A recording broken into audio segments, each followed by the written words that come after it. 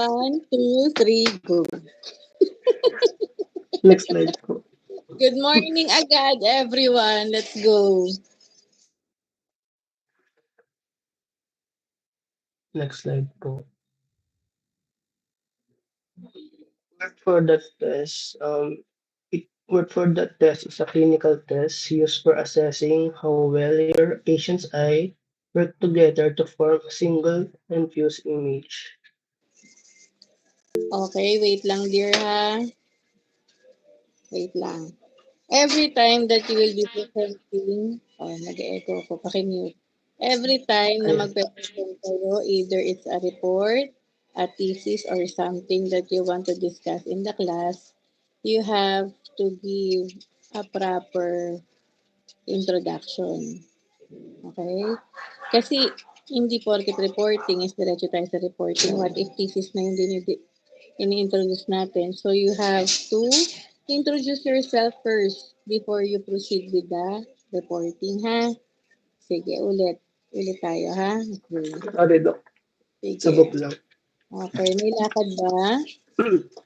Wala po. Sige. So, good morning, everyone. We are the group 3, and we were reporting the word for that test, Krimsky test, Brooks string, and Bruckner's test, and depth perception test. So, word for that test. Next slide po. Word for that test is a clinical test used for assessing how well your patient's eye work together to form a single and fused image. Word for that test is also used in detecting the suppression of the right eye and the left eye.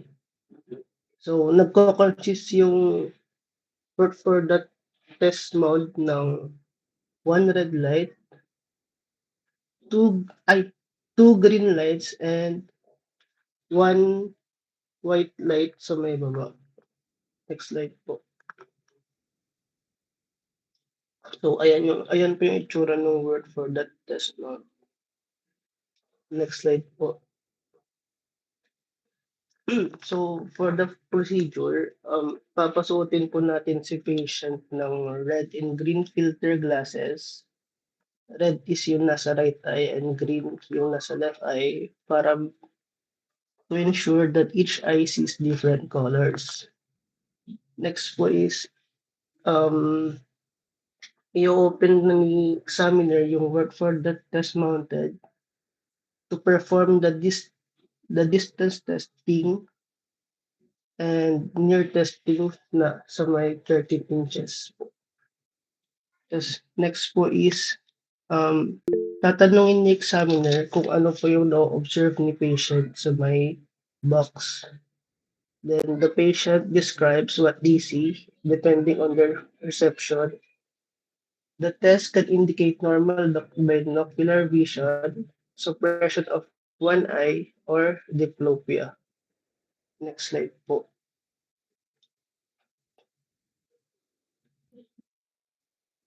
So ito po yung makikita ni patient. Pag nakakita po siya ng 4 dots, tapos yung dot niya is nasa taas yung red, and yung dalawang green is nasa gitna, tapos may white color sa baba, nagkaano po siya ng normal binocular single vision. And then kung ang na-observe naman ni patient is tatlong dots na green color, meron siyang right eye suppression. Next po is kung may nakita po si patient na 2 dots and then yung dot na yun is kulay red, meron po siyang left eye suppression. Next slide po. Kung nakakita naman po si patient ng red dot tsaka green dot na parang paiba-iba, yung tinatawag po dun is alternate suppression. Tapos kung meron naman po nakikita si patient na 5 dots and yung dot na yung kulay red is nasa right side, ano na wala.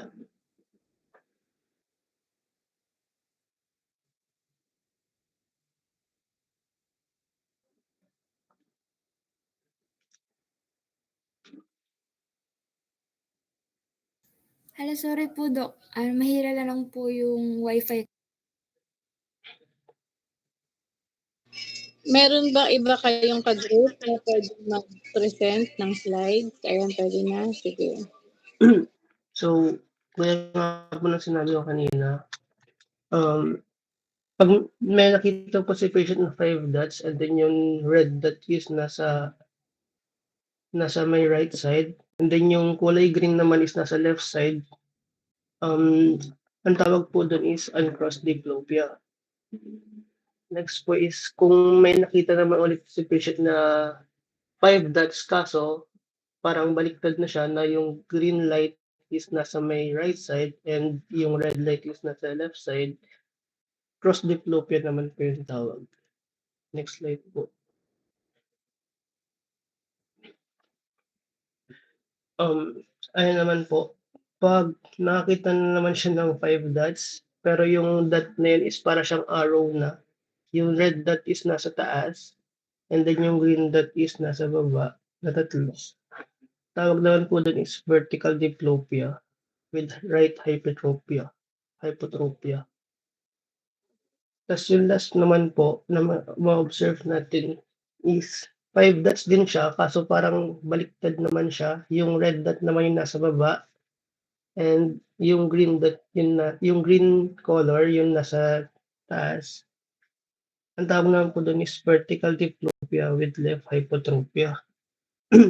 So, 'pag mag-o-observe po yung patient, kunwari bata, na makikita niya is 4 dots sa near, pero yung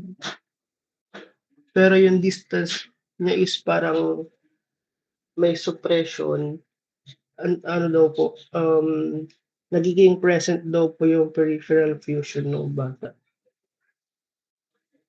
Next slide po. And next po. Good morning, Doc. Good morning, classmates. Next po is Krimsky test. Next slide po. Ito po yung example ng Krimsky test. Yun po, the first, yung left side po is the good eye and yung right side naman po is bad eye. Ang ginamit po dito is loose prism. Next slide po. So ano nga ba ang Krimsky? Krimsky po is kinuha sa pangalan ni Dr. Gunnar Krimsky na siya rin ang nag-develop po nung mid-20th century. This test is a functionally component of the comprehensive eye examination, especially when evaluating patients suspected with having strabismus. The Krimsky test is particularly helpful for quantifying the angle of the deviation in patient with strabismus, especially in cases where the patient may not able to verbally cooperate with the more complex tests, such as in young children. Strabismus, commonly referred as the cross eye, occur when the eye are not properly aligned, leading to issues with depth perception, coordination, and sometimes even amblyopia or lazy eye if left untreated. So, ang Krimsky po, para mas in a summary type po, same po siya with the Herberge test. Kung alam ko po na alam din natin yun kasi ginagawa din po natin sa test. Kaso nga lang kung may pagkakaiba po siya, ang Krimsky po is ginagamitan ng prism para ma-determine kung how much prism po yung kailangan para mag-centered po yung reflex po ng yung mag-centered po yung reflex. Next slide po. Measuring the extent of ocular misalignment. The Krimsky is a straightforward yet highly effective method for determining the degree of ocular misalignment. In other words, it helps to define strabismus and its strabismic angle. So, Krimsky po is, meron po siyang two types of Krimsky. The first one is the regular Krimsky, and the second one is the modified Krimsky. Regular Krimsky po is, yung ginagamit po natin is yung, meron po sa poly yung prism bar. Yung prism bar po sa regular Krimsky po is, nilalagay po yun sa bad eye po natin. Yung sa may, Yung modified Krimsky naman po is nilalagay naman po in a good eye. Same procedure lang po siya, magkaiba nga lang po ng paglalagyan. Yung isa po sa good eye, yung isa naman po sa bad eye. Pero some sa research po is optometrists usually use the regular Krimsky, ay modified Krimsky, yun po yung nilalagay nila yung prism bar sa good eye po. Same purpose lang naman po sila para ma-center nila para mag-center po yung reflex po. Yan po. In measuring prism naman po, meron po tayong two types of deviation po, the horizontal and the vertical po. Yung horizontal naman po, esotropia, base out naman po siya. Yung exotropia naman po is base in naman po siya. So vertical deviation naman po, hypertropia, base down naman po siya.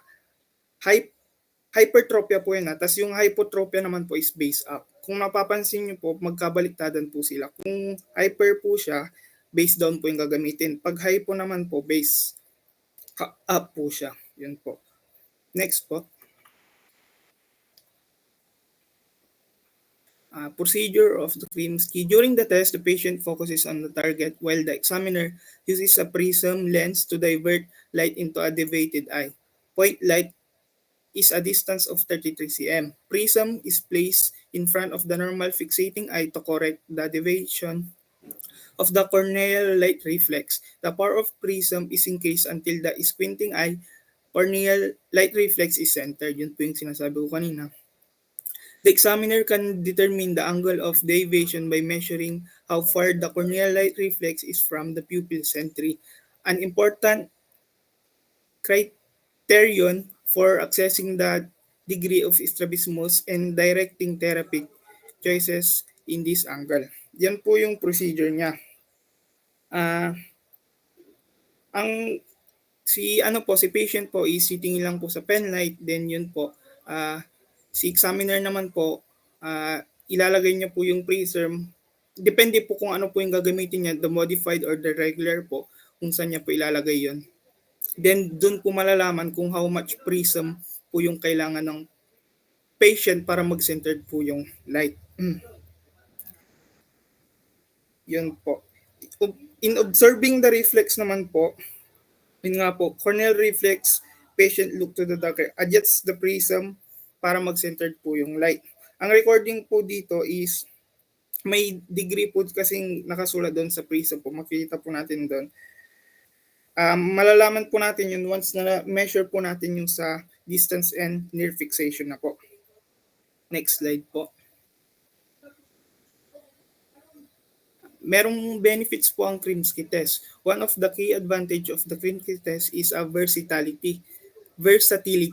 It can be performed in various settings, ranging from a well-equipped clinic to an resource-limited environment, making it accessible to a wide range of practitioners. Additionally, its simplicity facilitates quick and reliable assessment, enabling timely intervention and management of strabismus-related issues. So yung benefits daw po ng Krimsky test is madali po siyang gawin kasi hindi na po kailangan na pumuntang clinic as long as meron ka po ng gagamitin just like a prism bar and alam mo po yung gagawin mo, pwede po siyang ma-access agad. Ang indication po niyan is when the Krimsky test and prism cover test are performed only if the patient has manifest deviation. Ibig sabihin po, ang main po talaga ng Krimsky is tropia. Ang ibig sabihin po ng tropia, alam po naman natin na nakikita na po siya natin agad. Hindi na po kailangan ng cover test para sa poria. Means tropia po is nakikita na po agad. Then, meron po siyang lastly important consideration po. Ensure the patient does not change fixation during the procedure for accurate results. Kailangan po yung patient po is nakikoordinate rin po na hindi siya pabago-bago ng tingin para mas accurate po yung makuha pong result. The goal is to make a bad eye assume the fixation role of the good eye and vice versa. Same lang po siya, gaya nga ng sinabi ko po kanina, sa regular and modified po, kahit magkaiba po sila ng paglalagyan, ang main goal pa rin po nila is para centered po yung reflex po ng light. The Krimsky provide an accurate measurement of ocular deviation and helps in assessing the effectiveness of optical correction in patient in strabismus. So yun po yung procedure and ano po ba yung Krimsky at ano po yung benefits niya. Next slide po.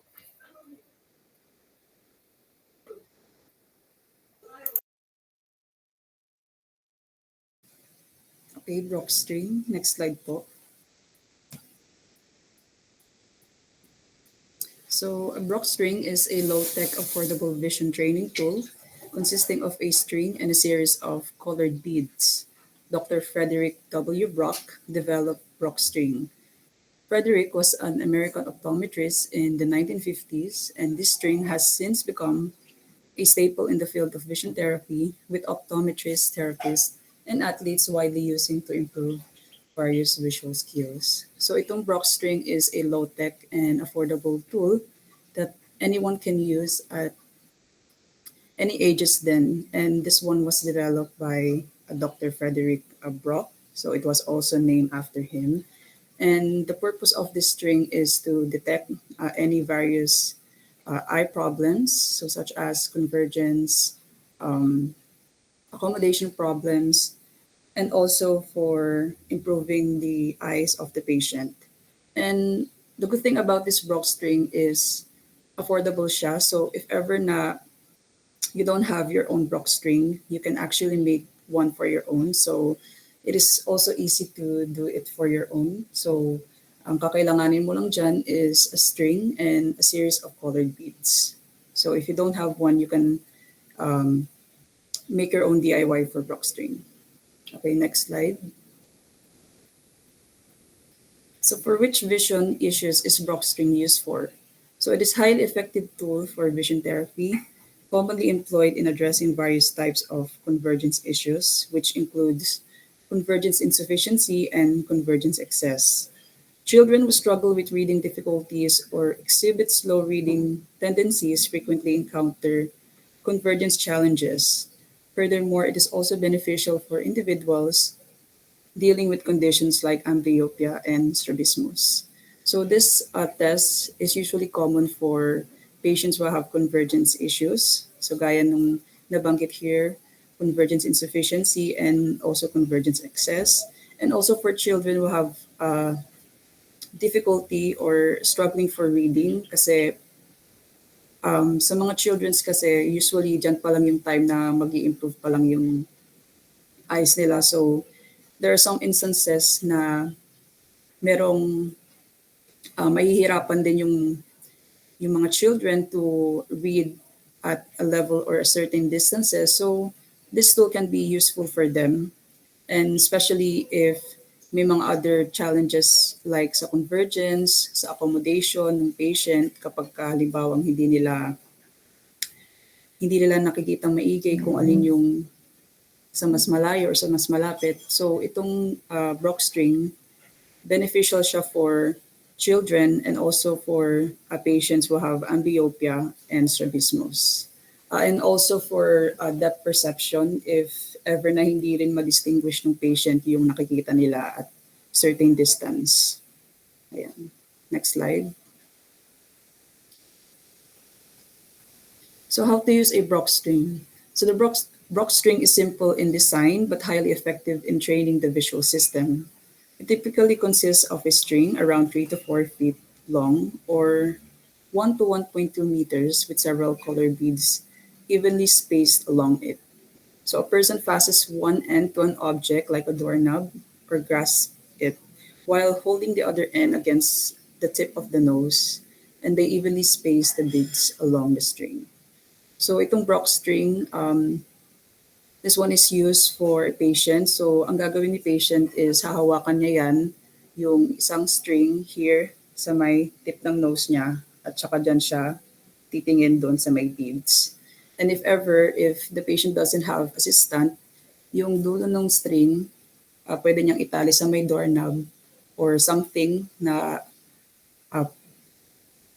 sakto sa height niya para at least straight yung nakikita ni patient So, mas madali niyang makikita yung beads and mas madali niyang madidistinguish yung different beads. But if the patient has ano naman assistant, then yung assistant is pwede naman niyang hawakan din sa dulo and i-assist niya yung patient sa pagtingin ng color beads. Ayan. Next slide.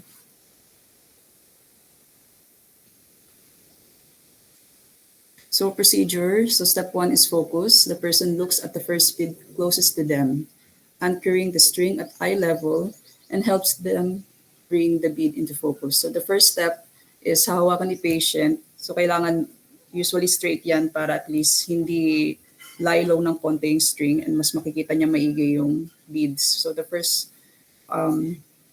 thing that the person look is the first bead para at least ma-distinguish niya yung makikita niya sa first bead and the other beads then. Step 2 is shift. So the individual then shifts their gaze to the next bead. So from first bead and then the middle bead. The goal is to maintain clear focus on this bead while keeping the other beads in their peripheral vision. Furthermore, the subject should see 2 strings entering the bead and 2 strings leaving it, making a large X.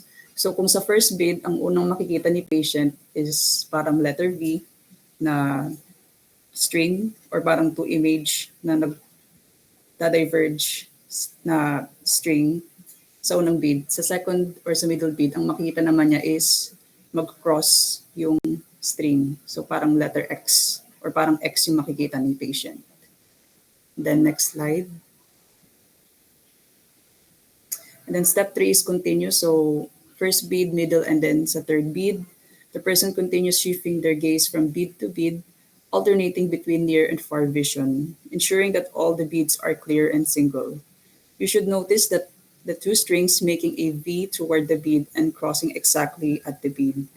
The 2 closest beads will be double. So kung yung sa first bead is parang nakadiverge yung string or parang letter V yung itsura niya, sa middle is X, and then sa third bead is naka-invert na V.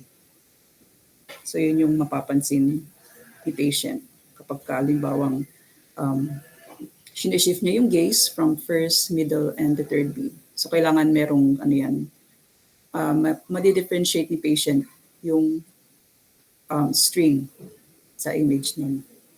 So next slide. So ayan siya. Step 1 is focus siya sa unang bead. So letter V, para siyang V. Makikita niya dun sa string, parang 2 string but in a V shape. Step 2 is sa middle bead or yung sa may red bead. So parang nakakross na yung string dyan. And step 3 naman is yung sa third bead. So parang naka-converge or naka-invert yung V. So dito sa procedure ni Brock string, so the individual focuses 1 bead at a time to practice their shift of their gaze from near to far objects. Ayan. Next slide.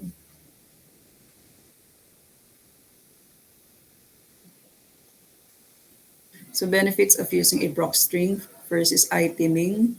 So the Brock string helps improve eye teaming, or also known as binocular vision. It encourages both eyes to work together, which is crucial for depth perception and maintaining a single clear image. So yun yung benefits ni Brock string. Of course, for eye coordination for both eyes to work together. So from looking at the different beads, dyan mag-coordinate yung eyes ni patient para at least mas madali niyang makita shift by shift yung beads, and also para ma-improve din yung accommodation niya and yung depth perception to distinguish the images and also yung color ng beads. Sa accommodation, so accommodation refers to the ability of the eyes to adjust their focus from near to far objects. So using a Brock string challenges the accommodation system, helping it become more flexible and responsive. So for accommodation, para at least mas adjust yung focus nila, mas madali nilang makikita from near and far distance objects para mas madaling ma-focus in near, sa middle, and also sa far. So sa accommodation din kasi dyan din nagko-coordinate yung both eyes ni patient. So magiging mas flexible, mas magiging responsive siya when it comes to focusing at certain distances. Next slide. Convergence. So convergence is the ability of the eyes to turn inward to focus on a near object. If you are not converging, then one eye remains looking forward instead of meeting with the other eye. If this is one of your problems, then you may be seeing double. The string helps improve convergence, making it easier to view nearby objects, such as reading or working on a computer. So for patients who have problem with their convergence or who have convergence issues like convergence insufficiency or convergence excess, a Brock string is a great vision tool for them to enhance, especially when they have problems regarding with their near distances. This tool can help assess their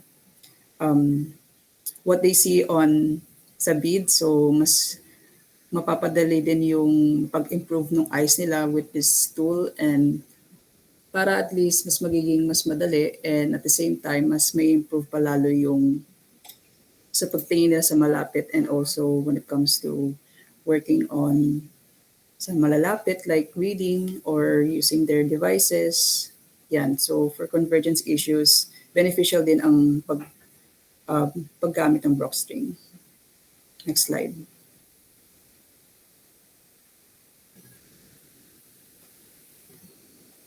So an inability or decreased ability to converge the eyes while focusing on near objects is described as convergence insufficiency. With the Brock string vision therapy tool, the eyes are forced to work together, improving convergence skills and to strengthen their eye muscles. So, gaya din ng nasabi ko kanina, ayan, for convergence insufficiency. So, pwede rin siya to do with the Brock string to improve their convergence skills and ayan, to strengthen their eye muscles. Next slide.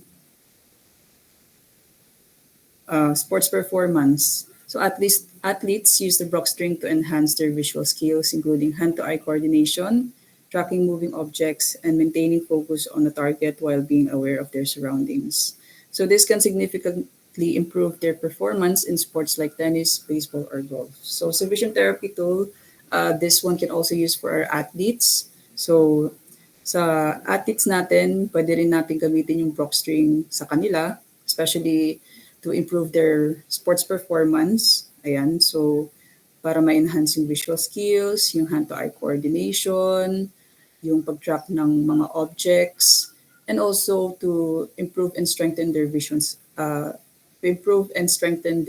system and visual skills. So it is also beneficial for athletes to do this test para at least mas may improve natin, and very useful to do this for them to have their performance at its best. So, pwede rin siya sa mga athletes natin.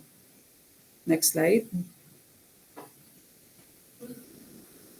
So, in conclusion, a Brock string is a valuable and straightforward tool for improving various visual skills, including eye theming, accommodation, and convergence. It is widely used in vision therapy to help individuals with vision problems as well as by athletes seeking a competitive edge in their respective sports.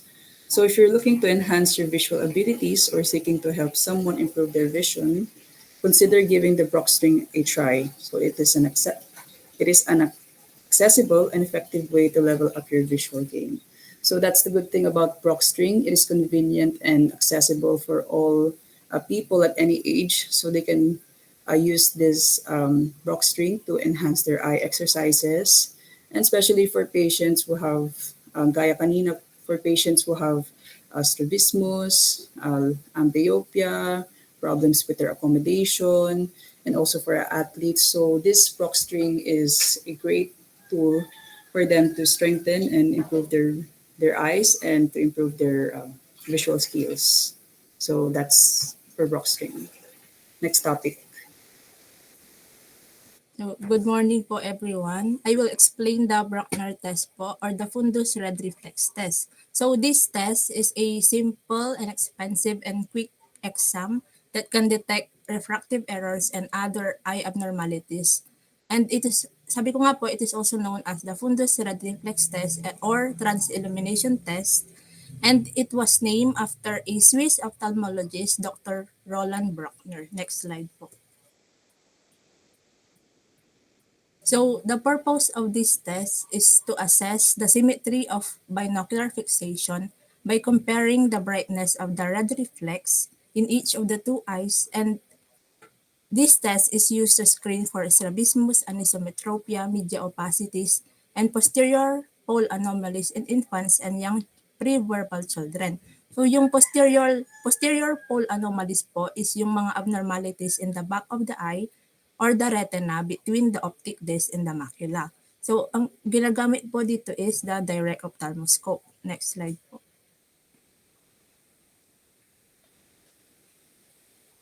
So the setup is the patient removes his or her correction glasses. The room illumination should be dim. The examiner holds the ophthalmoscope, and the Bruckner test should be done with non-dilated pupils because dilating the pupils can significantly affect the results, particularly when assessing for refractive errors, as the altered pupil size can create misleading information about the presence and severity of an issue. And this can lead to false positives or negatives in the test. Next slide po. So for the procedure, the first one is the positioning. The examiner sits at a distance of approximately 1 meter from the patient, and the patient is instructed to look straight at the examiner. So next is the preparing of ophthalmoscope for Bruckner test. You must turn on the ophthalmoscope, setting it to emit a large white spot of light. Next po. For the illumination, direct the light from the ophthalmoscope at the patient's eyes, ensuring both eyes are illuminated within the circle of ophthalmoscopic light. And focus the ophthalmoscope on the pupillary area of both eyes. Next po.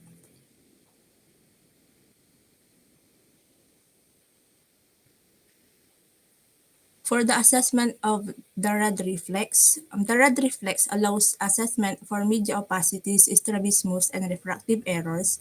And we need to judge the red reflexes by the quality and intensity, size of the pupil, position of the light reflex, and the quality of the corneal light reflexes. So, sa quality and intensity po, observe and compare the quality and intensity of the red reflex in both eyes. Check and compare the size of the pupils, and kailangan po natin i-note yung position ng light reflex sa each eye, and we need to assess the corneal light reflex for symmetry and quality. And for the comparison of red reflex in the Bruckner test, kailangan po natin ensure na yung reflexes are mirror image of each other. And this symmetry is important for accurate assessment. Yung brighter reflex po in one eye compared to the other may indicate an abnormality. Next po. Ayan po yung interpretation ng mga red reflex. So kapag yung lighter crescent po is visible sa top ng red reflex, it is hyperopia. With increasing degrees of hyperopia, the overall red reflex will become dimmer. Next po. Yan po. Kung sa hyperopia po, yung crescent is nasa taas, sa myopia po, yung crescent is nasa baba. And with increasing degrees of myopia, the overall red reflex will become dimmer. Next po. So in astigmatism po, kung yung hyperopia and myopia is crescent, dito po is a straight line across the pupil. And this occurs due to an increase converging in one meridian as compared to the other. Next po.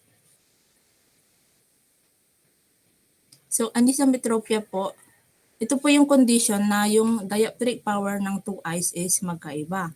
And kung makita nyo po, yung magkaiba po yung color ng red reflex. So, yung the higher the refractive error, the dimmer the reflex.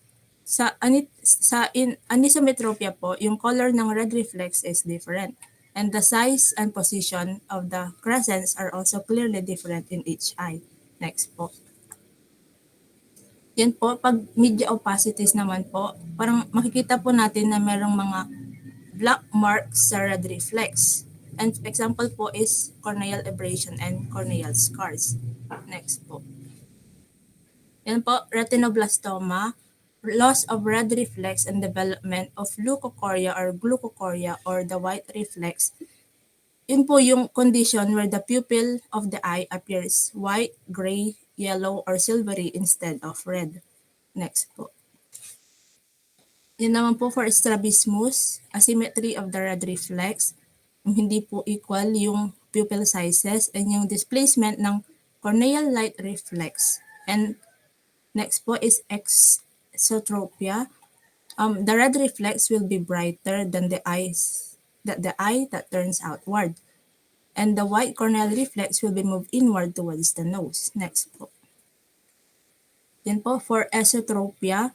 Kung makita niyo po yung red reflex yung is brighter that on the eye that goes inward. And the white reflex will be moved outward toward the exocanthus. Next po.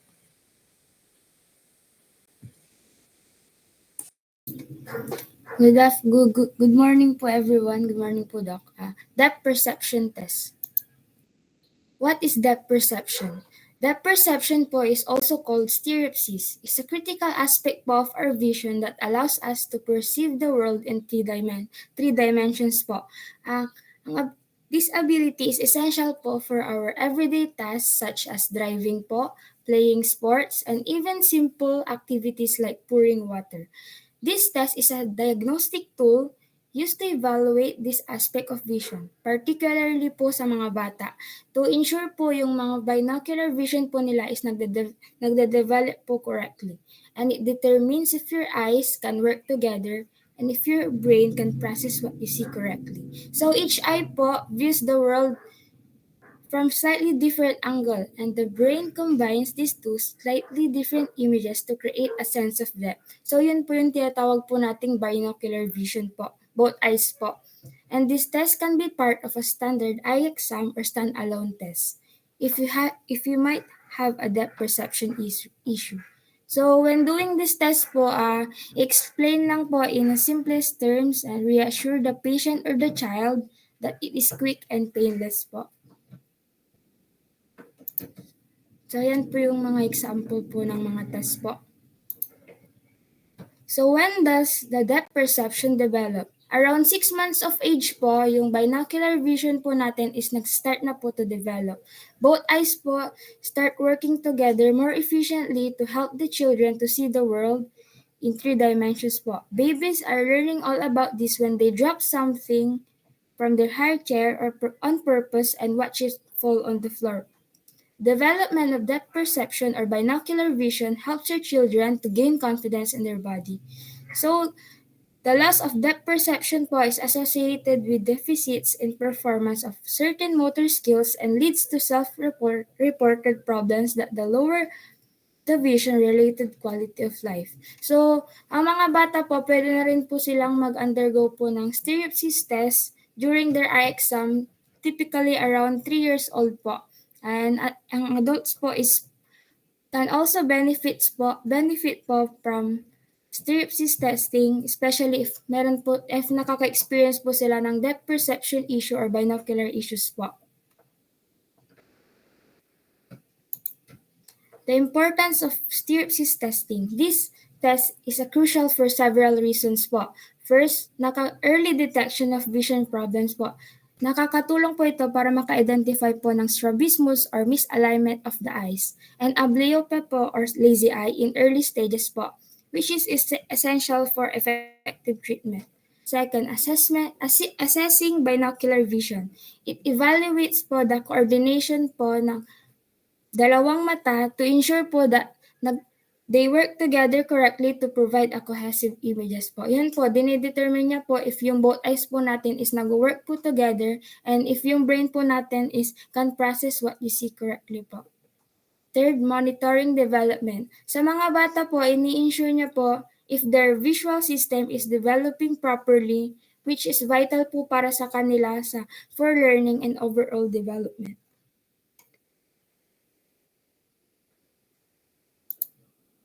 For clinical applications of stereopsis testing naman po, These are variable tools diagnosing and managing various visual and neurological conditions po.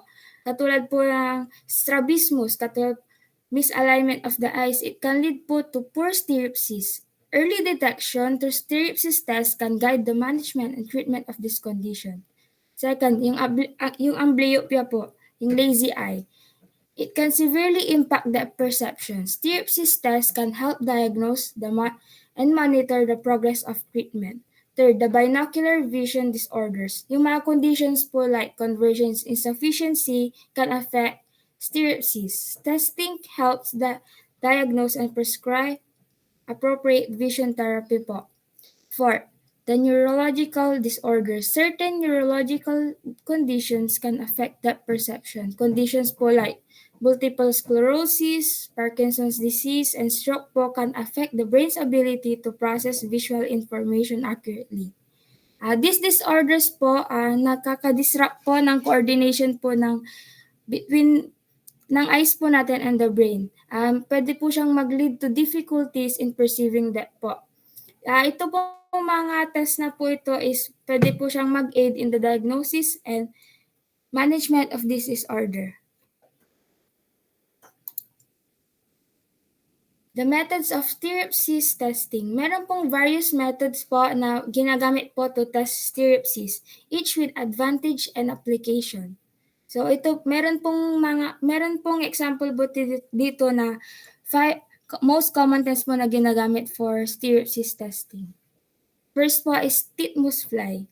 It is widely used, especially in pediatric ophthalmology. It involves a booklet with three-dimensional images when viewed through polarized glasses. The test start with large disparities. Katulad po nung nasa picture po, yung may large fly po, and progresses to smaller disparities, helping to go the patient stereoscopic vision po. And second, the random dot stereogram test. This test involves random dot patterns that form a shape, katulad po nung nasa picture din po, when viewed with both eyes. It is a more sophisticated test as it eliminates monocular cues, ensuring that the depth perception is purely due to binocular vision po. Third, lung stereo test is another commonly used that does not require special glasses or polarized glasses. It is used cylindrical gratings to create a three-dimensional image when viewed binocularly. Ito pong test na to is useful po siya for young children po. If yung bata po is uncooperative or refuses po to wear special glasses po, this test po is good alternative po para po sa mga bata. Fourth, the Frisbee stereo test. This test uses a real depth, providing a set of transparent plates with the different patterns that create a stereoscopic effect, and it is useful for testing in young children and those who may not understand or cooperate with other tests. Yan po yung nasa picture po. And yung last po is yung word for that po. Katulad po nung in-explain po nung kagroup ko po kanina. Pwede rin po siya sa stereopsis testing po. While primarily a suppression test, this test can also provide information about stereopsis. The patient wears glasses with a red and green lenses and is asked to view a target with 4 dots. The pattern of 4 dots seen can indicate the presence and quality of stereoscopic vision. So, yun po yung 5 po. Meron pong titmus fly test, random dot stereogram test, lung stereo test, and Frisbee stereo test, and word for that test po. So, the treatment and management of vision problems diagnosed through stereopsis testing. Early detection of vision problems through stereopsis testing allows for timely and effective treatment. First, yung vision therapy po. Customized exercise can improve binocular vision and depth perception. Ito po ay non-invasive treatment po that aims to improve depth perception through targeted exercise and activities. Example po nito is yung eye tracking exercise po. Yung tinutulungan po ito para ma-improve po yung eye coordination and enhance depth perception po. Second, corrective lenses po. Glasses or contact lenses can correct refractive errors that impact stereopsis. These lenses can help individuals with certain eye conditions po such as astigmatism, anisometropia, which can contribute po to depth perception problems po. Third, patch therapy. For amblyopia naman po or lazy eye, patching the stronger eye can help improve the vision in the weaker eye. So yung eye patch therapy po forces the brain to rely more on the weaker eye, stimulating visual development and strengthening the visual pathways in the brain.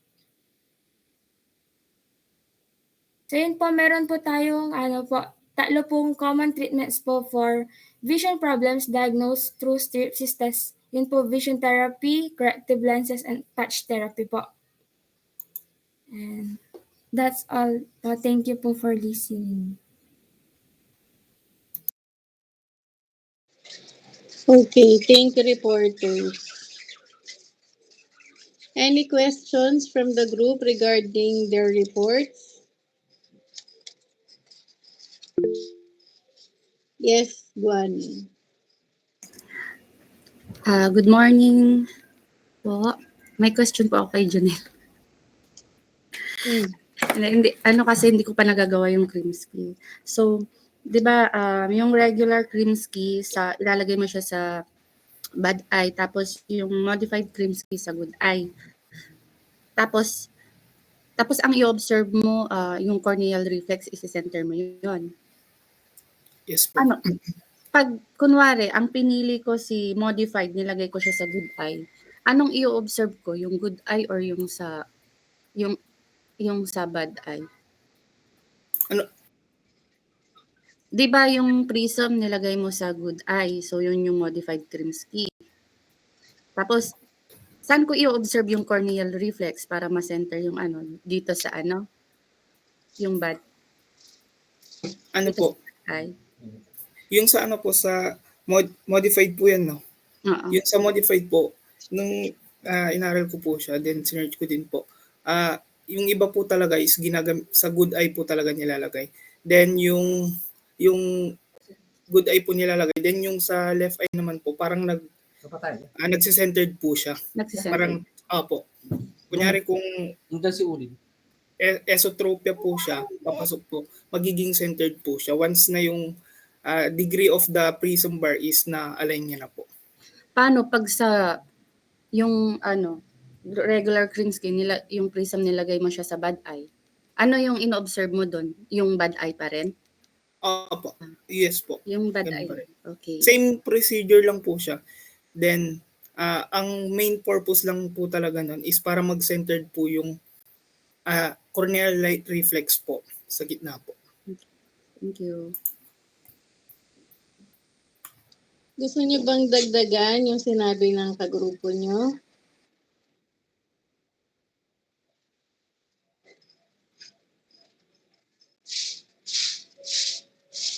Reporters, do you agree with Carpo?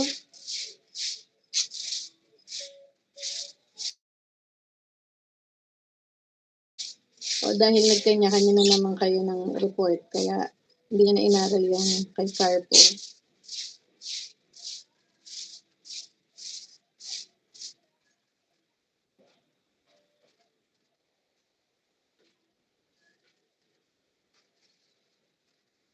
Ano ang mangyayari sa mata if you will put prism? Either sa good or sa bad eye.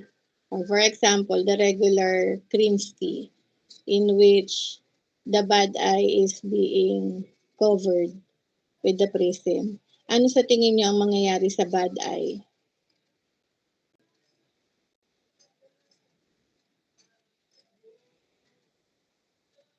Hindi lang reporters ang tinatanong ko dito. Visualize and think. What are the properties or anong nangyayari if you put prism in front of the eye? Ano yung properties ng prism? An eye looking through a prism will be what?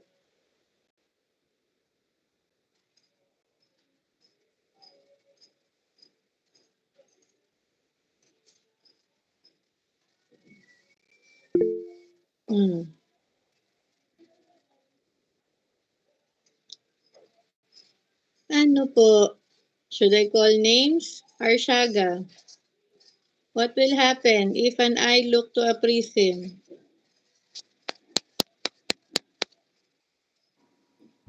Wala pong idea, Doc. Valido. Doc, ang alam ko po is it shifts the image pag sa perspective po ni patient. That is for the image. I'm asking is what will happen to the eye that looks through a prism? Tuy. Ano po, Dok, parang nung ginawa po namin before yung test, pumapasok po yung mata niya po. Depende po pag base in or base out po. Okay, when an eye looking through a prism, saan napupunta ang mata?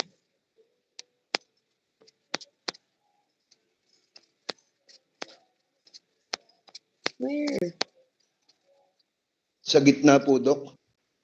Sa gitna? Bakit siya mapupunta sa gitna? For example po, Ano ang palabas po. prism natin? Po, Ano ang itsura ng prism?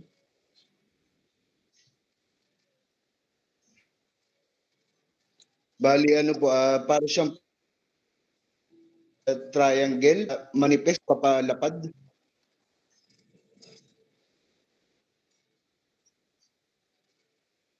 So, hindi siya mapupunta sa gitna. Because magkaiba ang index of refraction ng apex tsaka ng base. Ulitin natin. May sabi ni Tuy, depende daw kung ito ay base in or base out. O let's start with base in. Kapag naglagay ka ng base in front of the eye, where will be the eye directed? In or out? Out po, Doc. Out?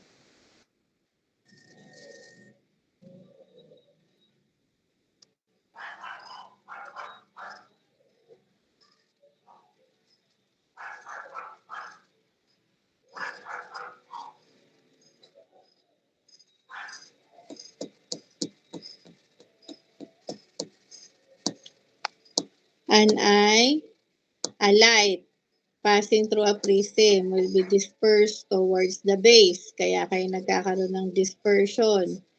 An eye looking through a prism will be bent or displaced towards the apex.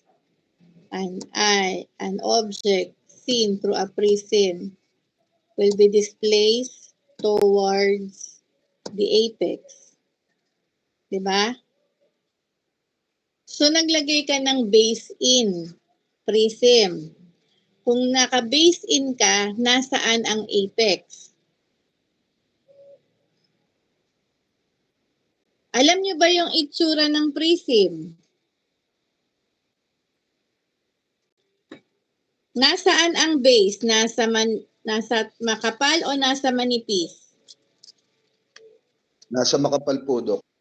Nasa makapal. So, kapag ang makapal ay nasa base in, ibig sabihin nakapaloob. Yes po, So, Doc. this is your prism. This is your prism. You have your apex and you have your base. So, kapag sinabi nating base in, si base ang malapit sa ilong or si base ang nasa ilong, kaya base in. Kasi sabi lang natin kanina, an eye looking through a prism will be papupunta sa apex, ang posisyon ng mata. So, ang magiging posisyon niyan is naka-exo ang mata ng pasyente na nakalagay si base in. Kapag naman naka-base out, Ito ang makapal, nandito sa labas, papasok ngayon. Kasi ang apex nyo is nasa ISO. Diba? So, ang tendency of the eye, it will turn inward. Now, ang pinag-uusapan natin is yung naka-covered na mata. What do you think will happen to the uncovered eye?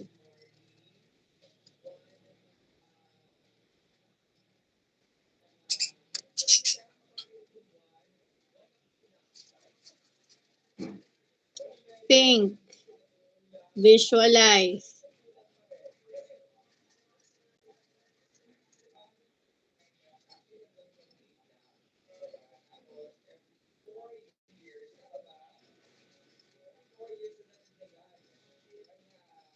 Andun na yun. Iisipin nyo na lang kung anong ginagawa ng mata, anong posisyon ng mata sa kabila. It is given. Mag-e-exo din, Dok.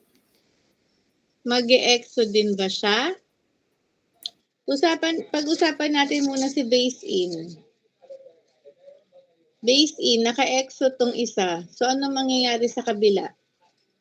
Naka-covered si right eye ng base in prism. So, the tendency of the right eye is to deviate outward kasi nandun yung apex. So, what will the deviation of your left?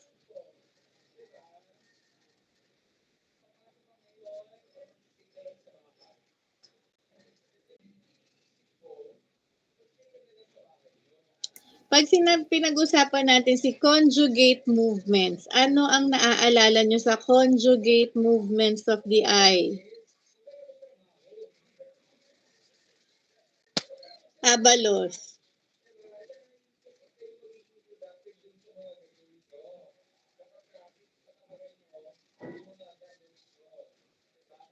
Dok, pag sinabi kong conjugate movement, para siyang yung coordinated movement, nagko-coordinate yung movement ng both eyes. So, nagko-coordinate. O, ano mangyayari sa left eye? Ano po, kapag base in po siya, tapos naglagay ng prism na yung right po magbe-base out, tapos yung kabilang, ay yung left eye is mapupunta rin sa towards nasal. Hindi magbe-base out si right kasi naka-base in yung prism. Si prism lang ang pwede nating tawaging base out saka base in. The eye, we cannot call the eye turning base out or turning base in. It's either ISO or EXO. Sige, ulit.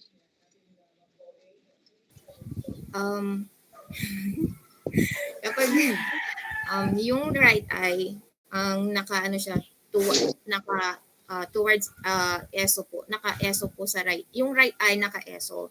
So kapag nilagyan po natin ng prism, yung right eye mo is mapupunta sa EXO. So parang susunod din po yung left eye.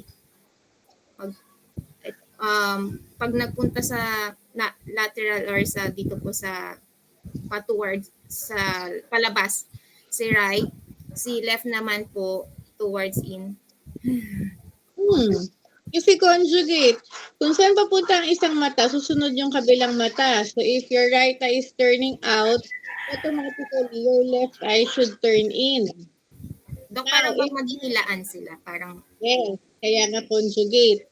Ngayon, if there is a weakling of the muscle, medyo pigil yung movement ng isa.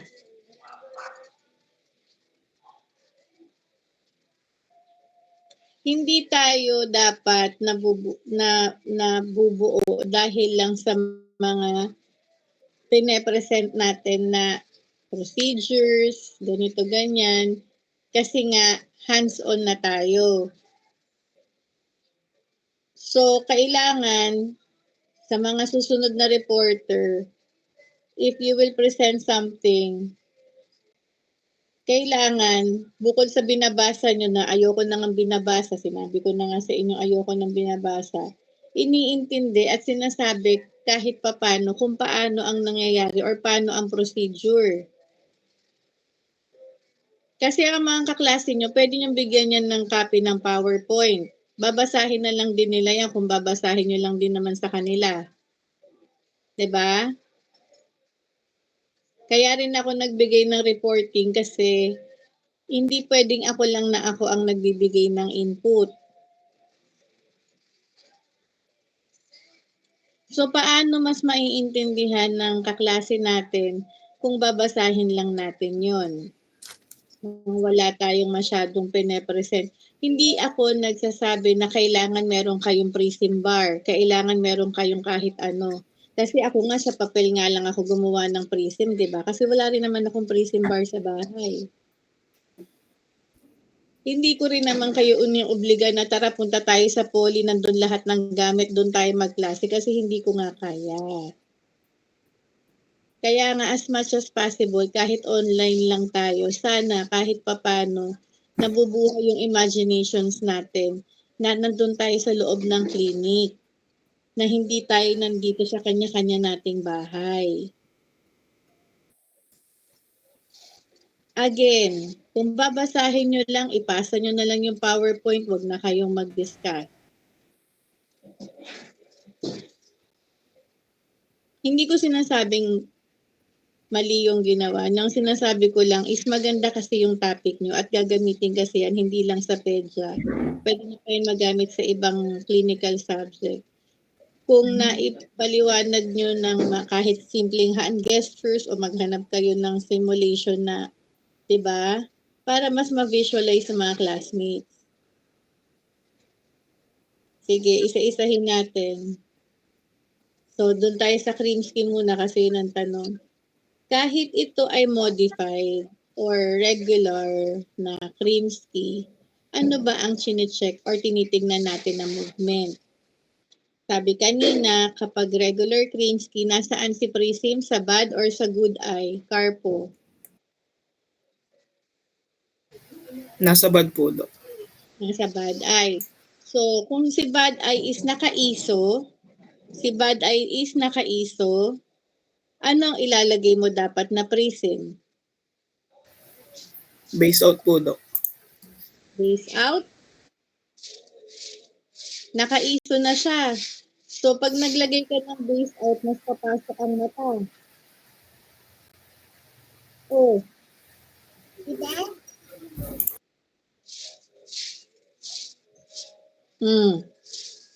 Kasi Dok, yun ang nakalagay pag ISO base out.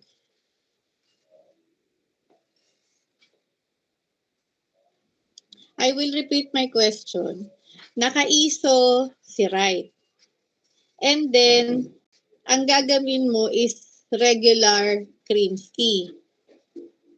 Sabi mo, ang prism is nakalagay sa bad eye. So, ang naka-ISO si bad eye. Di ba? The question is, what type of prism will you use? Sabi mo, base out. So, kung naka-base out siya, si apex nandito, mas papasok to. Diba?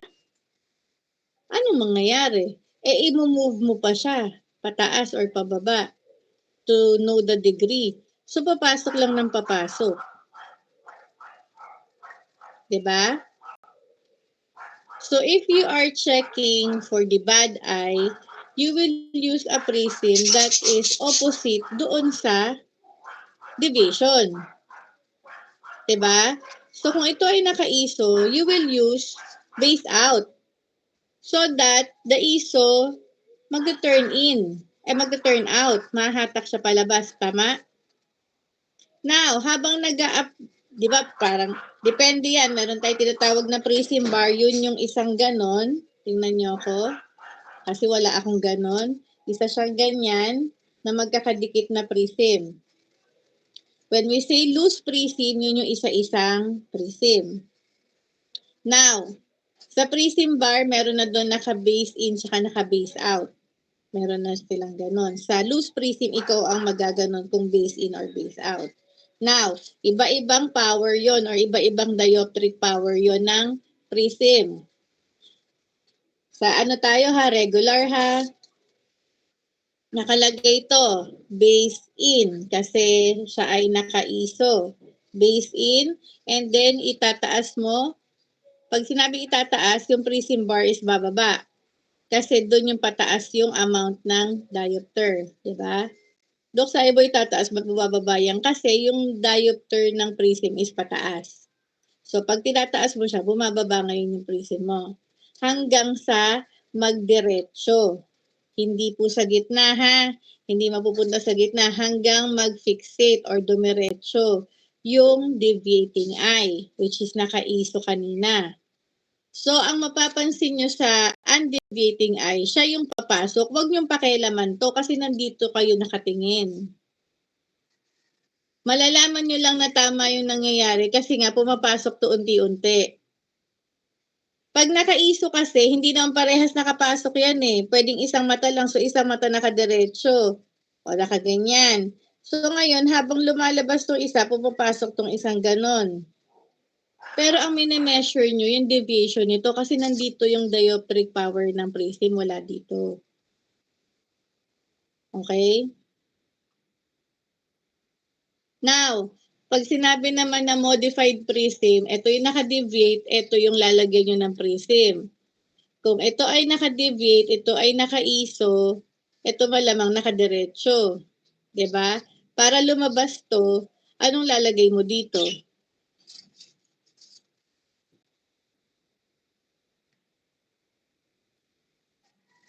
Bakit? Binaligtad ko lang, bakit tumitingin na naman kayo kung saan? Bakit parang iba na naman yung lengguwaheng sinabi ko? Nahihilo ba tayo? Kasi ako, pakinggan niyo yung boses ko, medyo pasakit na. Medyo malapit na magkasakit. Oh, ulit. Nilipat ko lang. Ito pa rin yung may deviation. Hindi pa rin natatanggal yung ISO nito. Nilipat ko lang yung prism. Nag-modified naman tayo. Kanina tayo ay naka-regular Krimsky. Ngayon naman tayo ay magmo-modified Krimsky. Ano ang gagawin natin? Nakadiretso to eh. 'Di ba? Good eye to eh. So, ano ilalagay natin kay good eye na prism? Base in or base out? Base out. Base out po, Doc. Para mag-ESO. Out. So, nakaganyan siya. Para ito ay papasok. Dahil papasok to, itutulak niya to palabas. Para ito ay dumiretso. Opo. Nakikita? Navi-visualize? Yes, Huwag ma'am. muna kasi kung ano-anong binivisualize natin. Huwag niyo munang i-visualize yung future niyo ng jowa niyo. Ako muna kausapin niyo ngayon.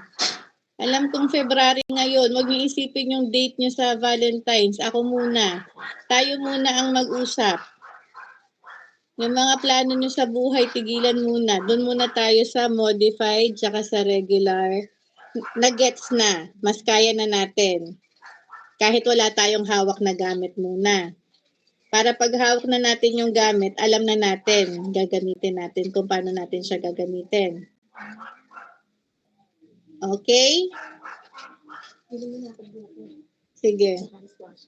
Ngayon, dahil sabi natin maglalagay tayo ng, ano sabi natin? Maglalagay tayo ng base out, no? Dito sa good eye. So chances are, yung nakadiretso mo dito kanina, dahil naglalagay ka ng prism at nag-i-increase ka ng prism dito, pumapasok to unti-unti. Pumapasok to at dahil may conjugate movement, etong nakapasok na to, lalabas. Mag-i-stop kayo once na ito na ang nag-take ng fixation or ito na yung dumiretso. Sa regular, mag-i-stop kayo kapag yung deviating eye, makikita nyo kasi yan eh, kaya nga translucent yun, di ba? Di ba ang hirap pag hindi nyo nakikita? Pero sabi ko makikita nyo kasi gagawin nyo yan. Sa ngayon, pag-uusapan lang natin siya, pagpunta nyo sa poly, mag-hands-on kayo. Huwag kayong umasa masyado na matututukan kayo ng intern regarding this kasi hindi ko sila masyadong naano nito nun. So, ngayon ako na lang mag-aano sa inyo. Huwag kayong magka-ano sa intern na hindi naman tinuro. Kasi nga, ngayon pa lang din nila ulit inaaral yan dahil sa VSI. Kasi hindi naman ako yung may hawak sa kanila ng pedya dati. Okay? Ulit. Deviating eye, regular, nandoon ang prism. Opposite ng direction ng deviation. Opposite ng direction ng deviation ang prism na nakalagay sa regular. Ngayon, sa modified, nakalagay siya sa good eye. Ang gagawin nyo is palalabasin nyo yung deviating eye or papapasukin nyo. Kung saan man deviation yun, doon nyo pasusunodin. Kaya nga dapat bear in mind always saan at paano ang ginagawa ng prism sa mata. Ano ang power ng prism sa mata? Kasi kahit sa mga lenses, di ba, napag-usapan na natin, your plus and your minus lenses is composed of prism. Di ba? Yes po, Doc. Naman. Sorry, nabanggit ko yan. Your plus lenses is composed of biprism, which is base to base, di ba? Tapos yung minus lenses nyo is apex to apex, ang orientation ng prism. Because your lenses is composed of prism.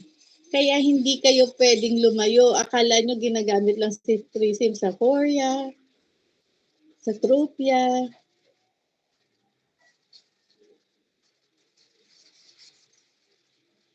Now, medyo naliwanagan na ba tayo sa Krimsky? Yes po. Kaya na, kahit pa paano, may idea na kung paano hahawakan at kung saan manggagaling. Kailangan eye level. Tapos sabi nga ni Carpo kanina, si patient is nakatingin lang sa pen light. So si pen light ay pwedeng nandito lang sa midline. Huwag naman kung saan sa nakalagay si pen light, baka naman issue, tapos nasa taas naman yung pen light mo, pa hyper na yun. Lagi lang tayong start sa midline. Tapos, kung nakaupo si patient, kailangan eye level kayo para hindi kayo nahihirapan tumingin kung naka-deviate na ba or okay na ba, naka-fixate na.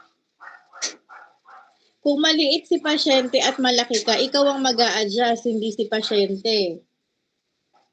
Kung malaki si pasyente at maliit ka, ikaw pa rin ang mag-a-adjust, hindi si pasyente. Si pasyente ay dapat laging nasa comfortable na posisyon. Okay? Question? Wala. Can we move forward?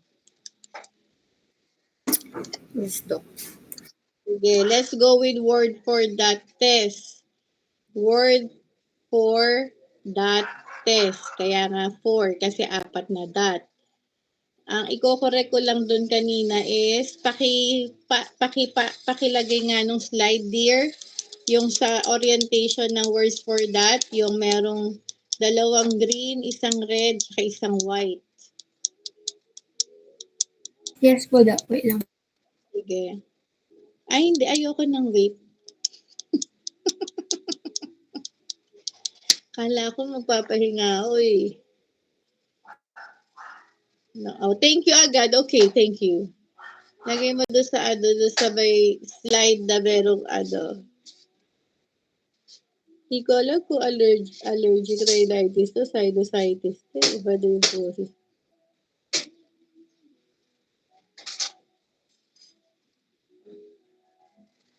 Saan po, Doc? May yung may image na ng word for that. Yan. Yan. Sige, okay na yan. So, nakalagay kasi dito is normal binocular single vision. Ito dapat ang nakikita na pasyente. 2 green, 1 red, 1 white. Not all patient can see white. Minsan ang tingin nila sa white is pink or orange. Parang nagmi-mix yung green tsaka yung red color, which is okay pa din yun. Considered pa rin yun as normal retinal correspondence or NRC. Kasi nga nag-confuse pa rin yung nakikita ng 2 mata. Kinorek ko lang kasi baka mamaya is Dahil ito ang nakapresent, ito na naman ang makikita ko sa mga patient form. Binocular vision test, meron din yung part doon sa patient form ng PEDYA. So, paano ang recording doon? Ganyan nyo siya i-record kung paano siya nakita ng pasyente. Kung 3 dot, so you have to use your green and your red pen. Kung 3 dot, kung 3 red, 2 green, ganyan. Ganun nyo siya i-drawing, tapos nandoon yung interpretation ng drawing nyo. Kung paano siya ginagawa. Ginagawa ito both distance and near. Nakita naman na kayo ng word for that. Nagamit nyo naman na yata siya before. Familiar kayo doon. Sige. So ano ang common nagiging problema dito? Pwede bang gumamit or pwede bang mag-proceed with word for that with or without RX? Paano nyo siya ginagawa? With or without RX?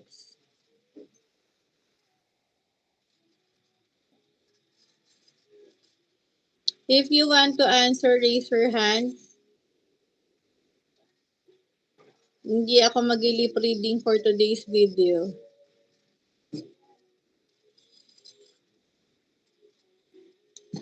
With or without RX?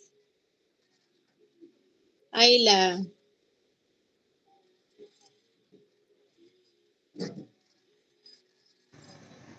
Dok. Bali sa pagkakaintindi ko po is for glasses or contact lens po is often to use assess for binocular vision po. Then,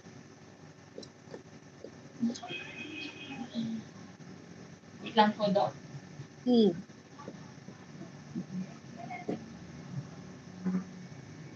Tapos, with or without glasses?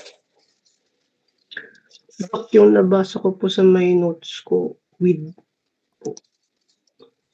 With glasses. Why?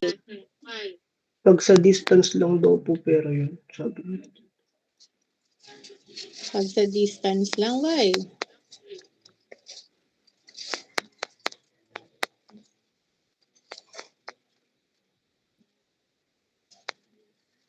What if your patient has near correction? Tatanggalin natin yun pag nag-present tayo ng...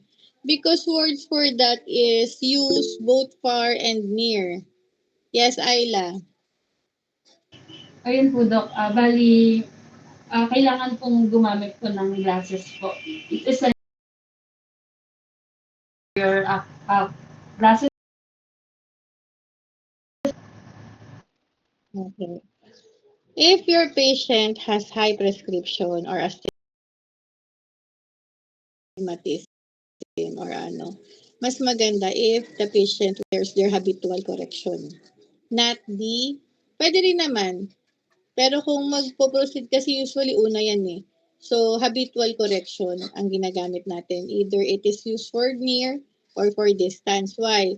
Because if the patient has habitual correction, tapos tinanggal nyo yan, syempre, mas mahihirap. Malabo nga ang mata eh. 'Di ba? So, mas mahihirapan siyang makadistinguish. So, si Polaroid glasses is placed in front of the habitual correction. Diba, naka-glasses.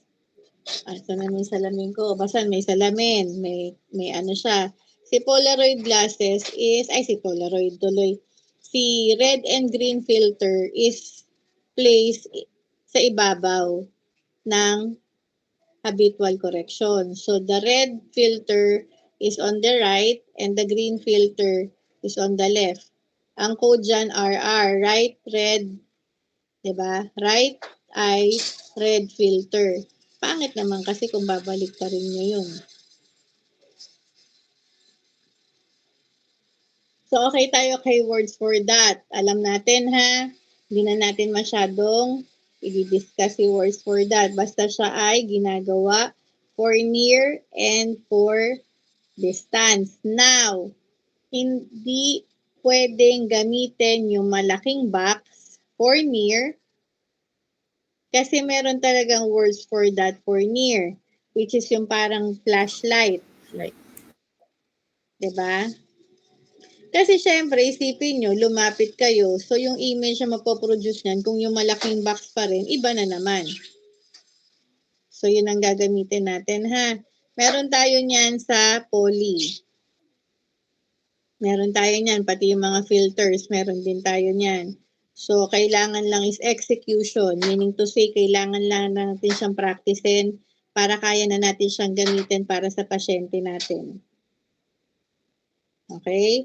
Next, we have, ano pa yon? Tapos na tayo kay words for that, kay Krimsky. Sino susunod? Brockstring. Brockstring. Brockstring, actually, kaya kanina ako nagtatanggal ng cam kasi tumatayo-tayo ako. Hinahanap ko yung Brockstring ko dito sa bahay. Alam ko may Brockstring ako, kaso hindi ko na naman siya makita. Anyway, nakita na naman na kayo ng Brockstring. So, paano siya ginagawa?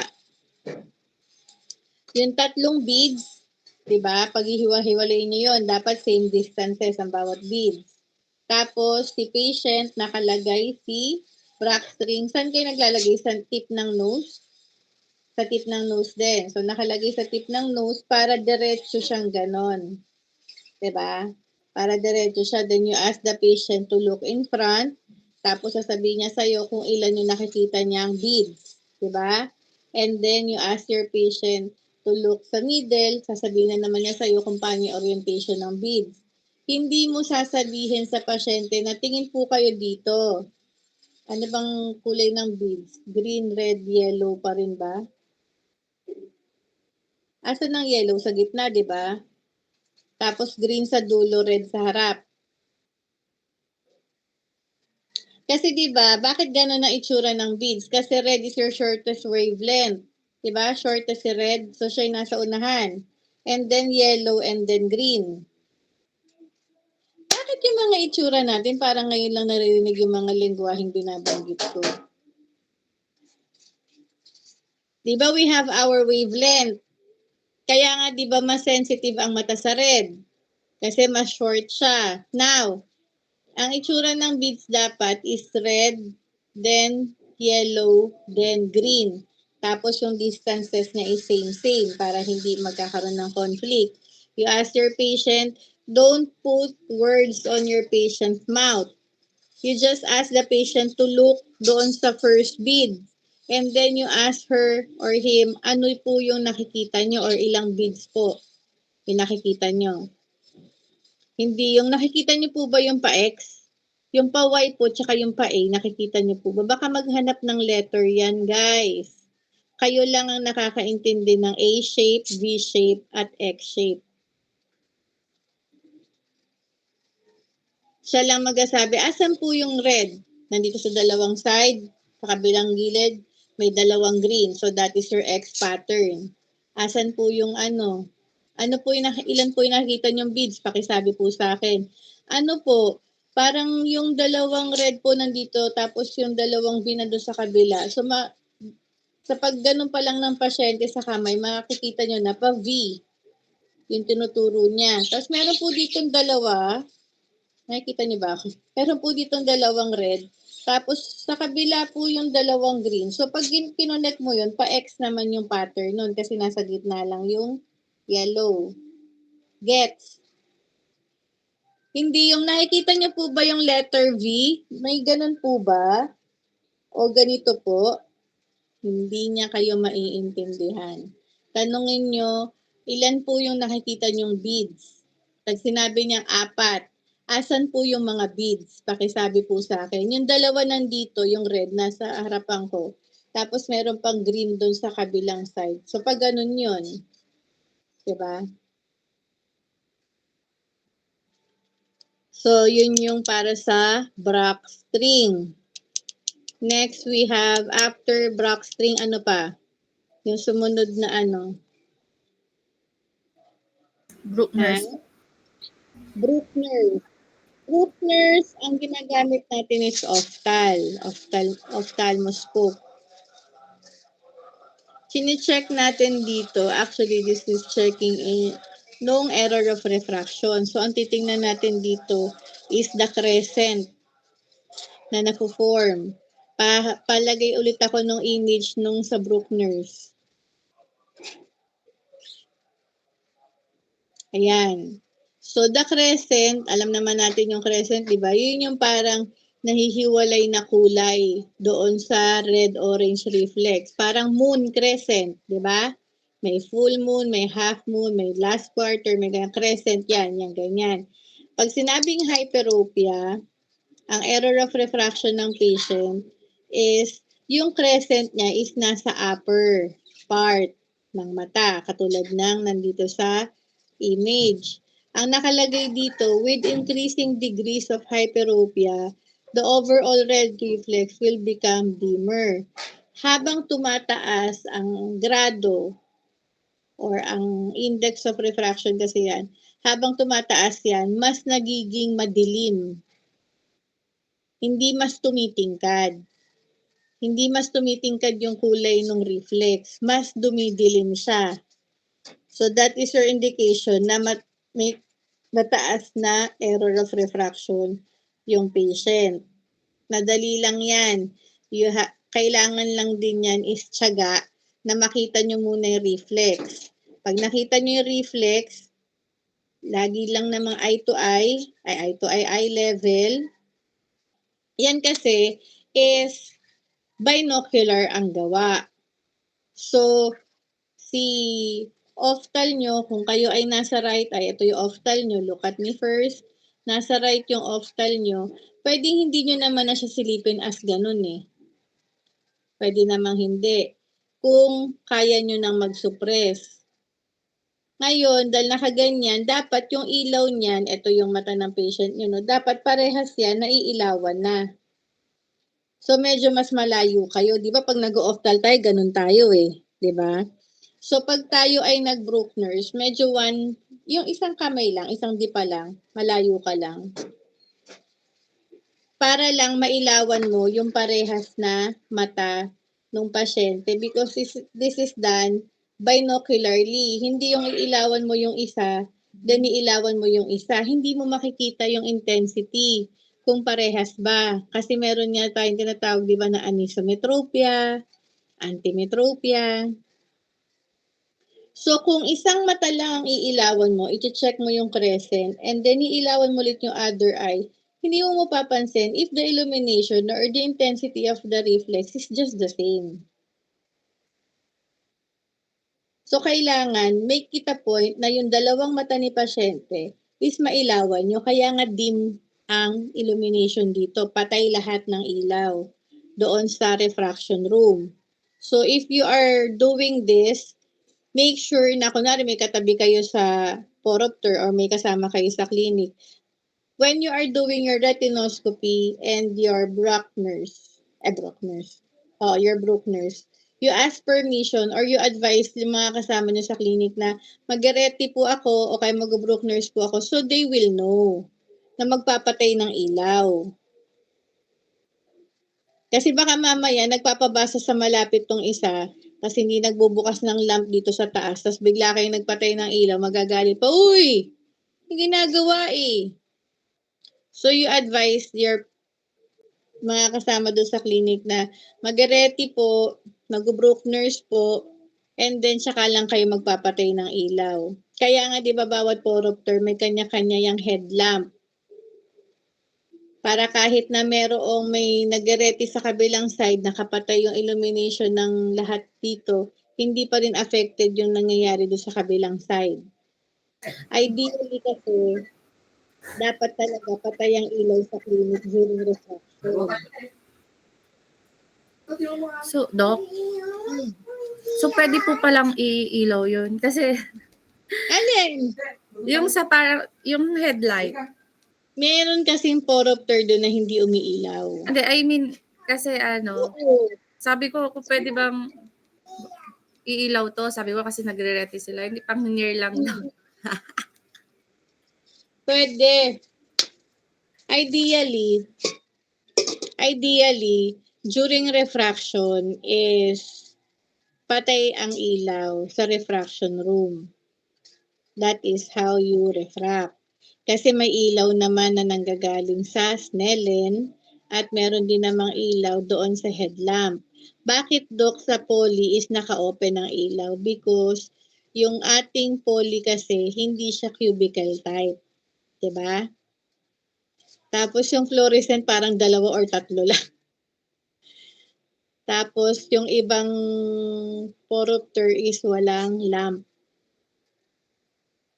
So, ganun na lang. Paalam na lang kayo. Saglit lang naman. Hindi naman kakain ng 30 minutes para sa Brookners. Kailangan nyo lang talaga. Kasi imagine niyo, kayo ay nag-ready, tapos kayo ay naka full blast ng ilaw. Di ba ang hirap? Nag-reflect yung ilaw ng reti, pati yung ilaw ng fluorescent dun sa lens ng poruptor. Pero sige pa rin, go pa rin. Diba? Kaya mali-mali ang reti ng marami. Kasi maraming nakaka-affect na ilaw. Ano pa?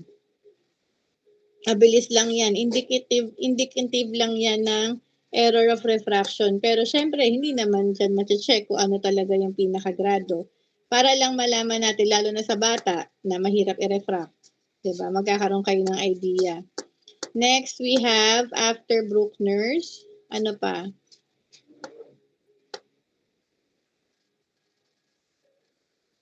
Ito, yan. Depth perception. We have the titmus. Patingin ako ng titmus. Meron tayong ganito. Nakita ko yan dati nung bago pa ako sa Lyceum. Doon pa sa main nakita ko yan. Sad to say, nung nakita ko siya sa poly, na-deep fry na yung na-deep fry na yung fly. Nasunog siya. Ewan ko lang kung napalitan na. Kasi itong malaking to, itong right side, kung nakikita niyo sa screen, yung malaking fly na yan yung gross kasi, gross periopsis yan eh. So yan ang una nyo ipapakita sa pasyente kung nakikita niya yung fly dito. Ngayon, pag meron ng gross periopsis, pwede na kayo mag-proceed dito sa kabila. Etong nasa taas yan, sige yan, pwede palang lakihan. Lakihan mo pa yan. Okay, go. Pwede pali. Okay, thank you. Now, una nyo, gross periopsis, etong fly muna. Hindi muna kayo dito sa mga bilog-bilog. Ito munang fly. You ask the patient to observe this kung ano yung nakikita niya. Hindi nyo sasabihin na may nakikita po ba kayo dyang langaw. You will just ask the patient to observe ano po yung nakikita nyo. Pwede niya yung galawin. Ibig ko sabihin, pwede niyang ganun-ganunin. Yung, diba ito yung booklet. Ito yung booklet. Pwede niyang ganun-ganunin niya, no? Para umangat. Aangat kasi yan. Pag nakasuot na ng Polaroid glasses. Ulitin ko, kung kailangan ng pasyente nyo ng habitual correction, pwede. Okay?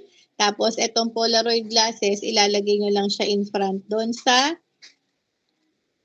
tawag dito, habitual. Now, pag nakita niya yung fly or may nakita siyang object dito, positive for gross periopsis. Lipat kayo dito ngayon sa taas, yung mga bilog-bilog. Alam ko, sa back portion nitong test kit na yan, sa booklet na yan, sa back portion, nandoon yung recording. Hindi nyo huhulaan kasi yan. Meron talaga yung recording, katulad nitong mga 1, 2, 3, 4, 5, 6, 7, 8, 9. 9 na bilog-bilog.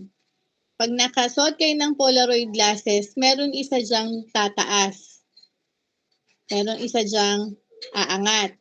Ngayon, sasabihin niya kung up, down, left, right ang umangat. Tapos may recording yan sa likod ng booklet. Susunod naman itong mga animals sa baba. A, B, C. Pag suot niya yung Polaroid glasses, meron din diyang mag-stand out or magti-3D. Meron din niyang result or recording dun sa likod. Ang alam ko sa recording dyan is ano ba recording dyan?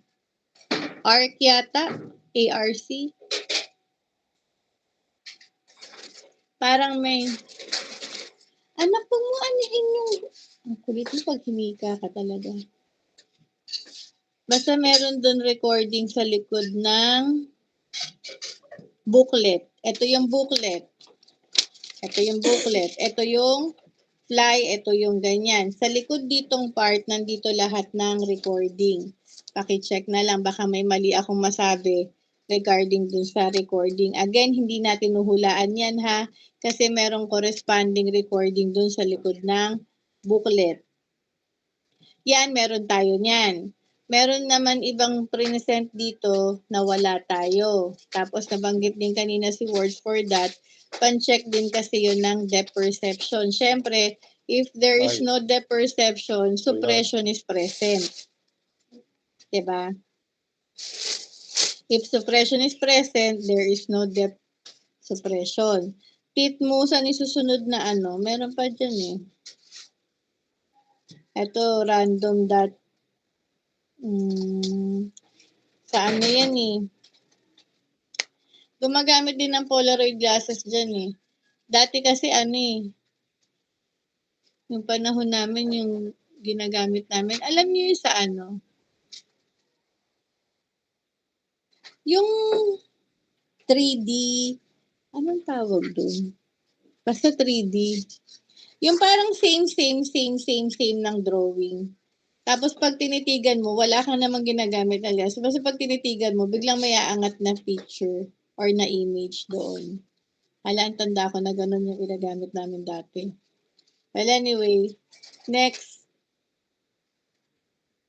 Lang test. Ito rin yan. Parang may mga lumalabas din dyan na image. Frisbee.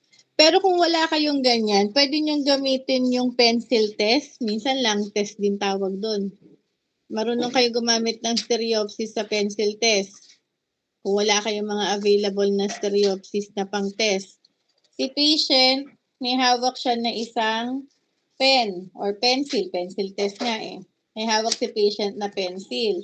Now, galing sa likod, igagano ni patient, tatama niya dito sa kabila.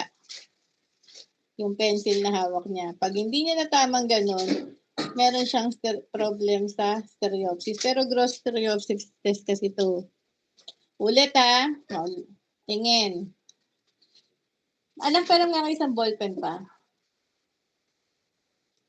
So may hawak si patient na pencil. Yung tip ng pencil, dito siya nakatingin sa tip ng pencil. Then yung isa pa niyang pencil, nandito galing sa likod, ipapatong niyang ganon. Di ba ang galing ko? Kahit malabo mata ko. Kailangan magtatamang ganyan. Pag nagtamang ganyan, positive stereopsis.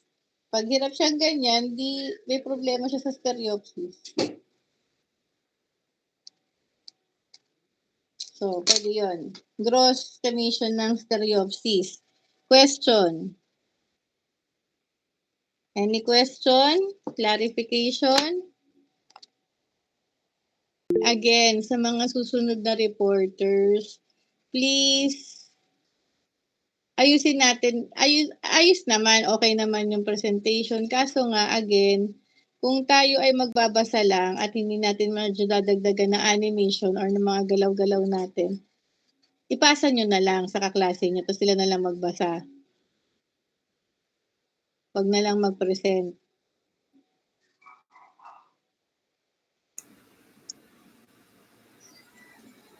Doc, Yes.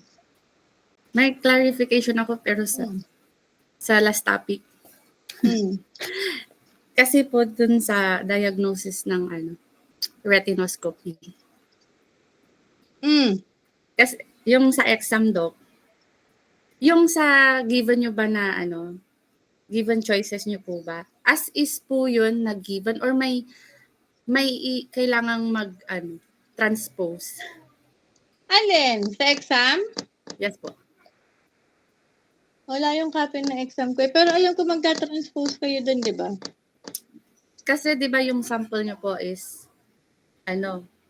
yung spear is positive. Kunwari lang po sa plano. Kasi may plano dito. Tapos yung mga yung compound cylinder. myopic, ganon. Oh. Kunwari yung given dito is plano. Wait lang, where is that? Plano combine plus ganon, cylinder. Plus yung cylinder, kailangan ko po Oh. bang i-transpose? Yes. Oh my God. Hindi ko po ano. Bakit kailangan i-transpose? Because Para we don't have plus cylinder here. Pero pwede tayo mag-refract ng plus cylinder. Di ba? Kaya So- transpose talaga yan. So, hindi siya. Ang sagot dyan is, Oo. pag transpose mo, simple hyperopic astigmatism. Diba? Kasi same lang naman yung amount ng plano sa amount ng cylinder. Amount ng plano. Amount ng plus sphere sa amount ng cylinder. Kasi inad rotate reverse mo lang. Ano sinagot niyo ba? Compound hyperopic astigmatism. Simple ano, Simple. myopic. Kasi nakaplano lang siya. Di ba? Paano siya magiging simple myopic? Di ba plano siya? Plano siya, pero ang combination niya is plus cylinder. Ngayon, kapag transpose mo yon, yung plano magiging plus. Kasi inad mo yung amount ng cylinder. Okay. Now, the cylinder power will be reversed into a minus cylinder. So, you have your planosphere, you have your plus sphere, and also you have your minus cylinder. So, same amount, so simple hyperopic astigmatism. Saya, di ba? So, yun yung na-miss. Yung ganun. Always remember, kahit sabihin ko na VT-net, VT4-net is ganito, pero naka-plus, itatranspose nyo pa rin yun. Huwag nyo sasabihin doon kasi nilagay mo VT4-net, o bakit? Ano ngayon? Pwede ba yan? Hindi. Diba? Ganun lang. Okay? O, pasensya na hindi nyo ako nakita nung first exam. Mabiyahe talaga ako noon.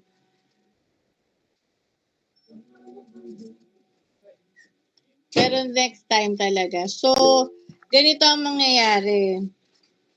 Huwag munang matuwa, pero wala tayong klase sa Saturday. Because 40 days ng aking binan. So, I have errands to do. Pero, this week is i-hands-on nyo tong topic natin sa poly. Because malapit na kayong mag-practicals. Unti-untiin na ha. Unti-untiin. Dagdag na to. Ang mangyayari is, di ba may mga reporters tayo?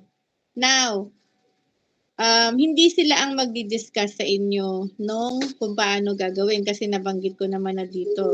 Pwede kayong mag-group into, ilan kayo lahat? 40 plus? Siguro pwede kayong mag-group into 5 para hindi masyadong crowded. 1 test at a time per group.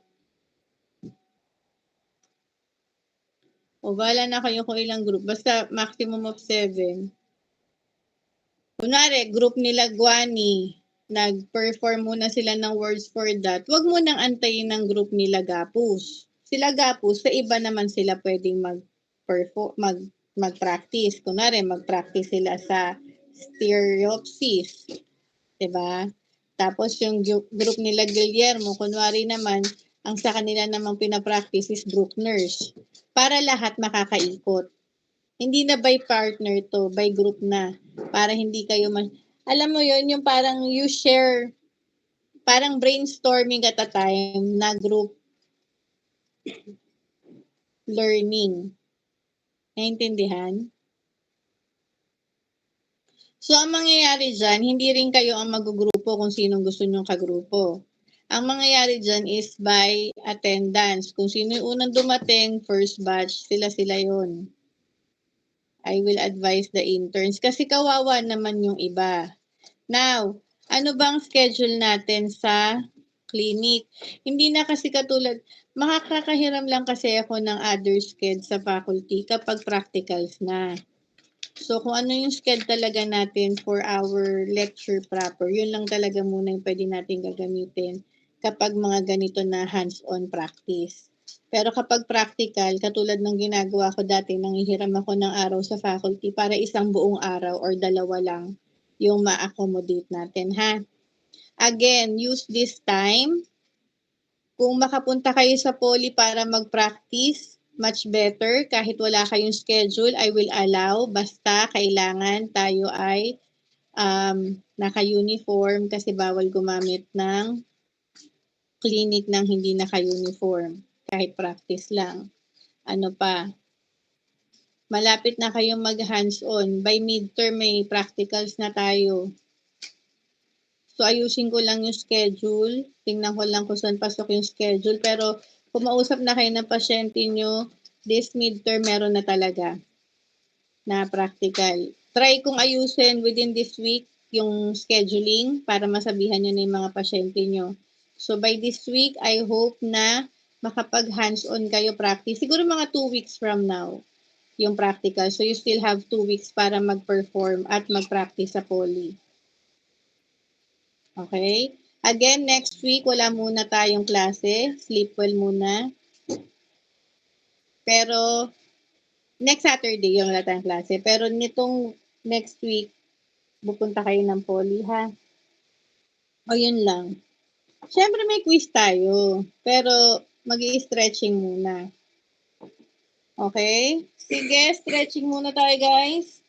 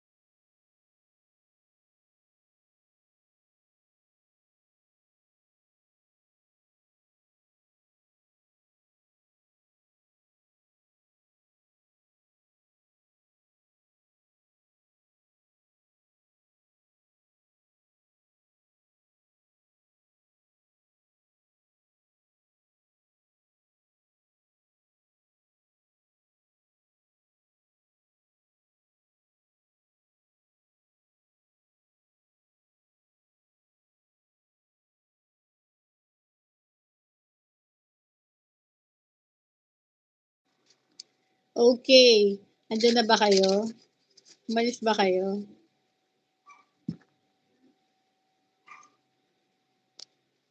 Umalis yata sila. So, for now, hindi muna tayo gagamit ng yellow paper. Kasi nag-prepare ako ng quiz na ipopost sa Google Class.